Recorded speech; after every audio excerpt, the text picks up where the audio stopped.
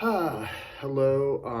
Sorry, it's been 2 days. I was gonna upload videos yesterday and the day before, but I just didn't have time, honestly.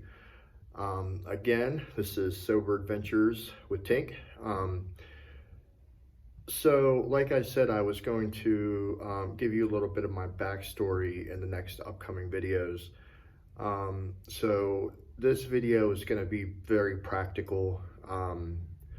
It's just literally going to be some facts and figures about myself, um, and in a pretty, short amount of time. So I have the guitar here, I'll set off to the side. Um, I am 45 years old. I separated from the love of my life right now, my wife. I am hoping to reconcile that relationship, but honestly, I don't know what God has in store for that, so we'll see what happens. We are civil and we do talk, so that's a good start, but she's doing her own thing and I'm having to do my own thing right now, so that's where that's at. So I have two children, six total, if you count my stepchildren, which I absolutely do. Never called them stepchildren, they were always just the kids, and both of us are like that. That's one thing I loved about my wife, or I should say love about my wife. But anyway, biologically, I've got two children. One is an adult child, he is 26, his name is Jeremiah. And then there's my 8-year-old daughter, Sid. And Sydney is my princess, of course. I dote on her like until the cows come home. And that's just how it's been since day one. I wasn't looking to have a second child. I'm an only child. I wanted to only have one child. But when Sid came along, it was just like, it changed my life. So anyway, backtracking, like a lot of people, I come from a broken family. My mother suffered from alcoholism. Unfortunately, she passed away at the age of 45 as a direct result of this disease. She, moved me around a lot as a child.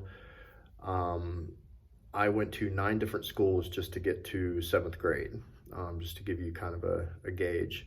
So I was always the new kid, and today I'm glad for that, because that enabled me to, be able to meet people very easily and kind of fit in with almost anyone, if you will. But obviously it had its drawbacks, and I always had to reinvent myself.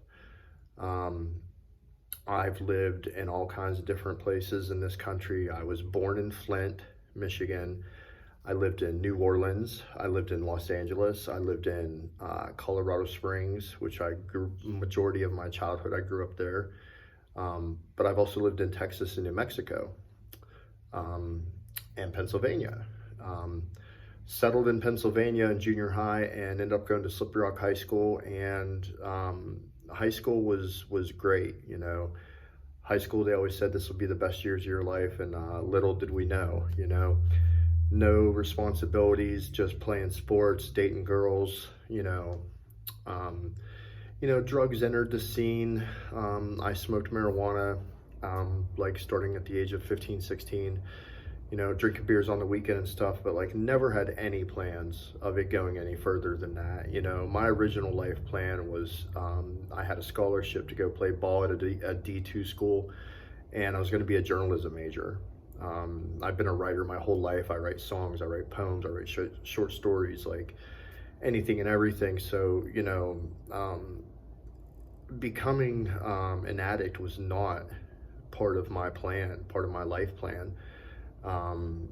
It just kind of happened, certainly I made some choices that were poor, but no one, at 7 years old says, hey, I want to be a junkie when I grow up. And certainly I didn't. Fast forward, I did not have a whole lot of success in life. in my 20s. I was in and out of jail. I was in and out of rehab. I was just a mess. And at the age of 34, I got sober for the first time. And I was introduced to AA and NA and CA and all those things. They didn't have smart recovery or evidence-based recovery at that point, but you know, they did. They certainly had AA, and you know, it worked for me until I quit doing it.